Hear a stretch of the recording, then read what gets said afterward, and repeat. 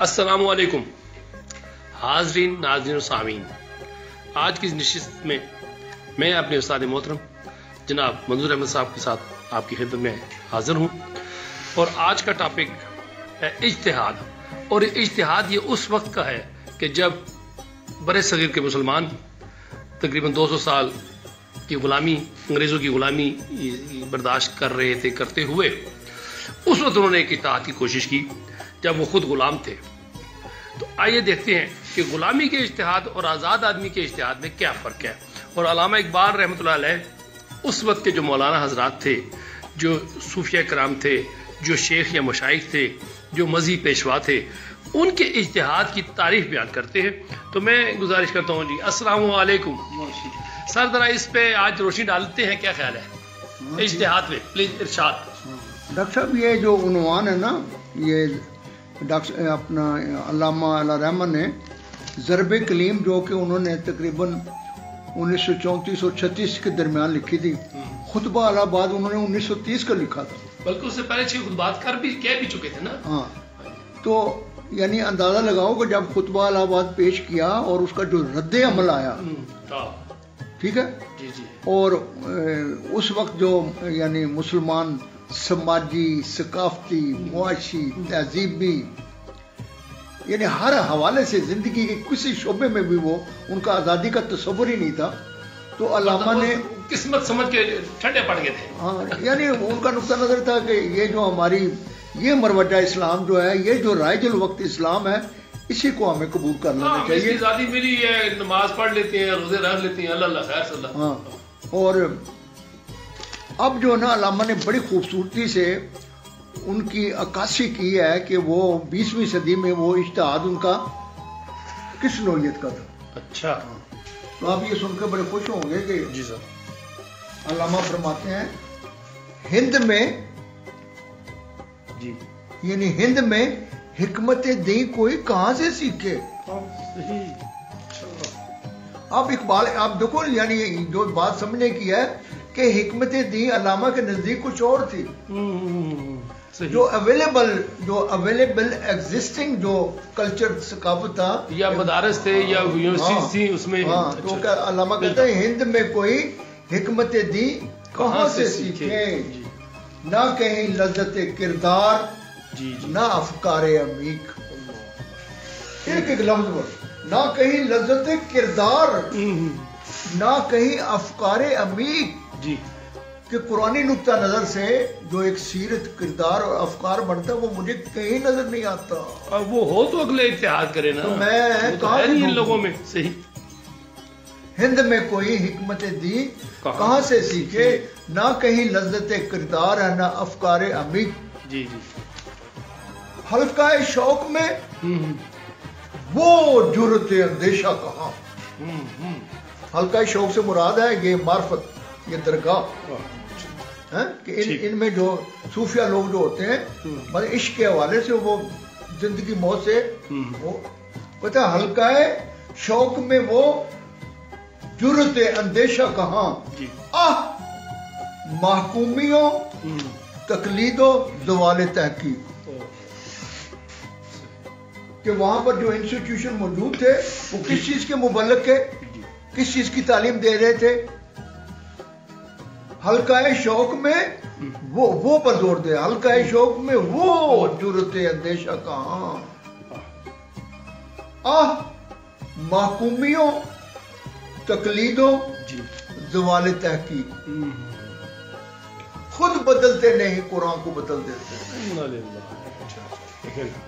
یہ ان کا جو ہے، یعنی اپنے حساب سے مفہوم اس کا بیان ترجمہ کر کے 4.5 آگے فارورڈ کرتے رہے۔ اللہ اکبر، خود بدلتے نہیں قرآن کو بدل دیتے ہیں، ہوئے کس درجہ فقیہان حرم بے توفیق۔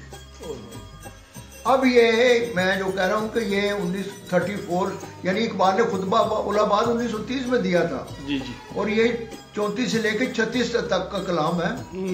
اور آپ خود اندازہ رکھیں کہ پورے ایشیا، پرٹیکولر جو ہندوستان کے مسلمان تھے، اس میں اقبال کا یہ جو خطبہ تھا جس میں اس نے کہا کہ ہمارا ایک علیحدہ ہے، ہم اس وقت دین کو نافذ ہی نہیں کر سکتے، یہ ہمیں جو کچھ بھی ملا ہے تو ان کی مرضی ہے، کسی ٹائم بھی انگریز جو ہے نا وہ بند کر دیں، لیکن ان کا نقطہ نظر تھا کہ نہیں. اور اقبال نے جو ترجمانی کی ہے ان کی کہ خود بدلتے نہیں قرآن کو بدل دیتے ہیں، ہوئے کس درجہ، یعنی کس لیول ہے، ہوئے کس درجہ فقیہان حرم، یہ خانہ کعبہ، مطلب ہے کہ یہ اسلام کے مبلغ جو اویلیبل ہیں جو ہندوستان ہے جو بھی تھے ہوئے کس درجہ فقیہان حرم بے توفیق، ان غلاموں کا یہ مسلک ہے کہ ناقص ہے کتاب.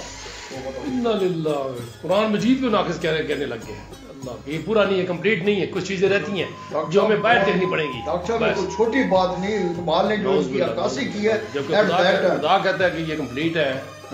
اور یہ غلامی میں اس حد تک جو انسان کی نفسیات یا انسان کا وہ کردار بدل جاتا ہے کہ اقبال اللہ رحمہ کہتے ہیں کہ اس وقت کے جو یہ مروجہ اسلام، یہ جو فقیہ تھے یا جو مبلغین تھے، یہ یہاں تک پہنچ گئے کہ کیونکہ یہ غلام تھے نا. اور اقبال نے ایک جگہ غلامی کے بارے میں کہا ہے کہ از غلامی لذت ایمان مجو، کہتا ہے غلام کے پاس کبھی ایمان کی لذت نہیں آئے گی، اس کے قریب مت پھٹکو، گرچہ باسط حافظ قرآن مجو، حافظ قرآن بھی ہو تو بھی غلام ہے، آدمی حافظ قرآن بھی ہو تو پھر بھی اس کے قریب سے اس کی صحبت سے ایمان کی لذت نہیں. تو کہتا ہے ان غلاموں کا یہ مسلک ہے کہ ناقص ہے کتاب.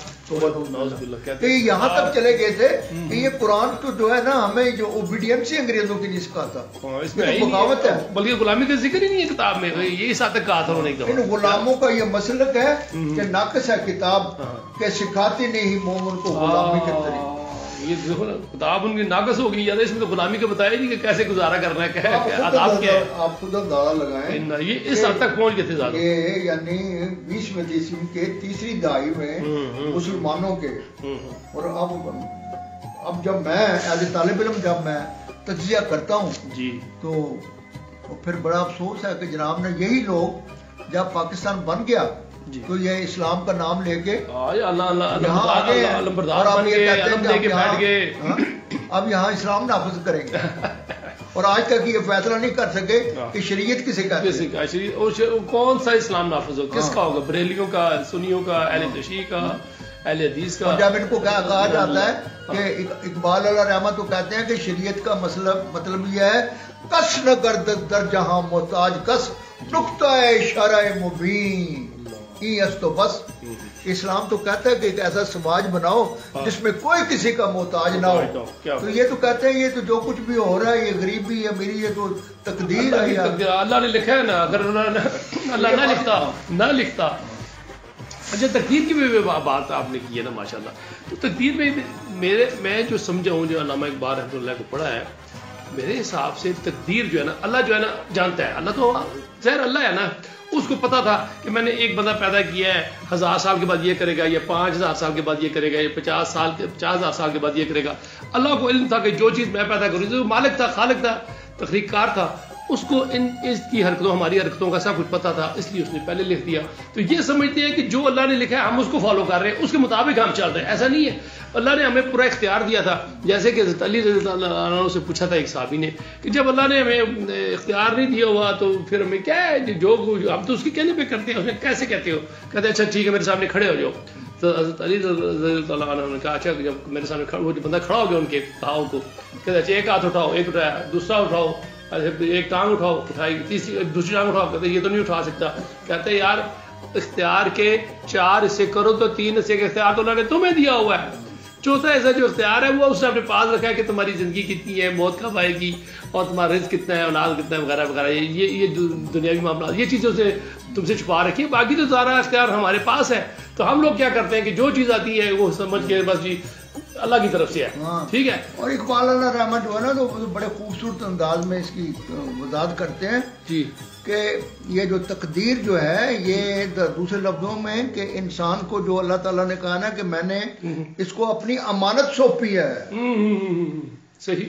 یعنی پوری کائنات میں سوائے انسان کے پاس اور کسی کے پاس جو ہے نا یہ اس کا صاحب رائے نہیں ہے. تمہیں بااختیار بنایا گیا. بالکل.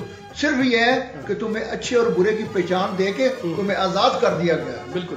بلکہ اس طرح ایک دفعہ یہ ہوا نا کہ جب شام کی طرف جا رہے تھے حضرت اپنے خلیفہ اپنے حضرت عمر رضی اللہ عنہ جا رہے تھے, خلیفہ بھی تھے, تو قریب پہنچے تو پتہ چلا کہ وہاں طاعون پھیلا ہوا ہے. تو حدیث یہ تھی کہ جہاں طاعون پھیلا ہوا وہاں سے اس شخص اس طرف نہیں جانا چاہیے, اور جو لوگ وہاں موجود ان کو باہر نہیں جانا چاہیے, دوسرے شہروں میں نہیں جانا چاہیے. تو آپ نے وہاں سے ارادہ ترک کر دی, جانے کا منع کر دیا کہ ہم طاعون پھیلا ہوا ہے, ہم حدیث کے مطابق وہاں نہیں جائیں گے. تو وہ کئی صحابہ نے کہا کہ آپ موت سے ڈرتے ہیں. آپ کہے میں موت سے نہیں ڈرتا, میں واپس جا رہا ہوں, ارشاد یہ ہے. اور یہی کہتے کیا پتا ہماری اگر زندگی موت ہماری موت لکھی ہوئی تقدیر میں ہوگی تو ہوگی, تو نہیں ہو تو نہیں ہوگی. انہوں نے کہا کیا پتا میری تقدیر میں یہ لکھا ہوگا یہاں سے واپس جاؤ, تو لہذا آؤ واپس چلتے ہیں. تو وہ واپس آ گئے تھے. تو اس حد تک یہ اپنے اختیار میں نا اس میں ہے. تو یہ کہ ہم لوگ یہ سمجھتے ہیں کہ بس خدا نہ اچھا جو اچھے کام ہوتے ہیں ہم سمجھتے ہیں ہم نے کیے ہیں, برے کام جو ایکسیڈنٹ ہو گیا اللہ کی مرضی, بیمار ہو گئے اللہ کی مرضی. بھئی تحقیق کرو, ریزننگ کرو, کیا وجوہات تھیں. اب ہارٹ کا مسئلہ ایک دن میں نہیں ہوتا, گردے میں پتھری ہو یہ ایک دن میں نہیں ہوتی, اس کے لیے برسہ برس 5 سے 15 سال لگ جاتے ہیں بعض چیزوں میں. ایک دن میں یہ بیماریاں نہیں ہوتی ہیں. تو ریزن نہیں دیکھتے ہم, ریزن اس کو دور کرتے ہیں. شروع میں اگر احتیاط کریں تو گورے 100 سال کیوں زندہ رہتے ہیں, وہ احتیاط کرتے ہیں. میرا تو ایمان ہے کہ یہ جو قرآن ہے یہ ہمیں ہمارے جو اسلام کے لیے جو ہمارا زندہ معجزہ یہ ہے. اور ہم دیکھ رہے ہیں کہ بتدریج بے شمار ایسے عقائد جو ہے نا وہ وقت کے ساتھ ساتھ ختم ہو رہے ہیں, بالکل وینش ہو رہے ہیں, دنیا سے مٹ رہے ہیں. صرف قرآنی نقطہ نظر جو ہے نا, اور جو اقبال نے ایک جگہ کہا ہے اس تقدیر کے حوالے سے کہ خدا بندے سے خود پوچھے بتا تیری رضا کیا ہے. انسان کا مقام تو یہ ہے. بالکل. پھر تقدیر کدھر گئی جب خدا یہ خود کہتا ہے کہ بتا تیری رضا کیسے, تقدیر کہاں گئی. اگر خود سے لکھا ہوتا اللہ نے خود ہی کہ میرے اگر اسی کے مطابق چلنا ہے, اگر تقدیر اسی کے مطابق ہے تو پھر قتل کرنے والے کو پھانسی کیوں دیتے ہو, اس کو تو انعام دو, اس کو شیلڈ دو, گولڈ میڈل دو, کچھ نے قتل کیا ہے کیونکہ اس کے نصیب میں لکھا ہوا تھا, نعوذ باللہ. اور یہ تو جو ہے نا یہ جو تقدیر پرستی کا جو ہے نا نظریہ جو ہے نا یہ آپ کو ڈاکٹر صاحب علامہ نے خطبات میں اس میں بڑی کلیئر کی کہ جب یہ کربلا کا واقعہ ہوا تو بعد میں یہ سوال اٹھا کہ یہ کیوں ہوا, اس کا کون ذمہ دار ہے. تو اقبال نے بڑی جرت سے لکھا یہاں کہ جب اس پر باقاعدہ یہ زور پڑا کہ بھئی اس کا کون اتنا بڑا سانحہ ہوا ہے, اتنا بڑا ظلم ہے, اس کا کون ہے. تو اس وقت یہ جو ہے نا ایٹ دیٹ ٹائم جو آپ جو بھی ان کا نام لیں انہوں نے باقاعدہ یہ ایک تصور کہ جو خدا کا جو براء الوجود ہے وہ ٹھیک ہے, اور ساری کائنات جو ہے نا وہ ہر پتہ جو ہے نا وہ اس کے حکم, اور یہ جو اتنا بڑا واقعہ ہوا ہے یہ جو ہے نا یہ اس کے حکم سے ہوا ہے. لہذا یہ جو حکمران اس کے ذمہ دار نہیں ہے. یہ کتنی بڑی, اور یہ اقبال نے کہا کہ یہ جو, اور اس کا باقاعدہ غیر مسلم جو ہے نا وہ حوالہ دیتے ہیں مسلمان کہ دیکھو یہ تقدیر پرستی کے قائل ہیں. تو اس میں یہ ہے کہ ملوکیت خصوصی طور پر یہ خلافت جب کنورٹ ہوگی ملکیت میں تو ملکیہ بادشاہ سلامت جو تھا نا اس کا سارا جبر اور جو بھی تھا اس کو وہ اس کے آگے جو وہ دربار تھا اس کو وہ اس طرح جسٹیفائی کرتے تھے کہ نہیں یہاں تک آیا ہے کہ بادشاہ اگر ظالم بھی ہو تو اس کو ظالم مت کہو, آپ تو اللہ کی مرضی سے آیا ہے. کم از کم 20ویں صدی میں 21ویں صدی میں ہم کلیئر ہونا چاہیے کہ یہ جو کچھ ہو رہا ہے یہ خود اس کا انسان ذمہ دار اور سسٹم اس کا ذمہ دار. شکریہ سر, بہت بہت مہربانی. بڑے اچھے موضوع پہ آج ہم نے بات کی, ڈسکس کیا, آپ نے اسی پہ روشنی ڈالی. تو امید ہے حاضرین ناظرین سامعین ہم اس روشنی کو مزید روشن کریں, اس پہ تحقیق کریں, اس پہ پڑھیں اور اپنے بچوں اور رشتہ داروں کے حوالے سے ان تک یہ بات پہنچائیں. تو اجازت دیجیے. پاکستان زندہ باد.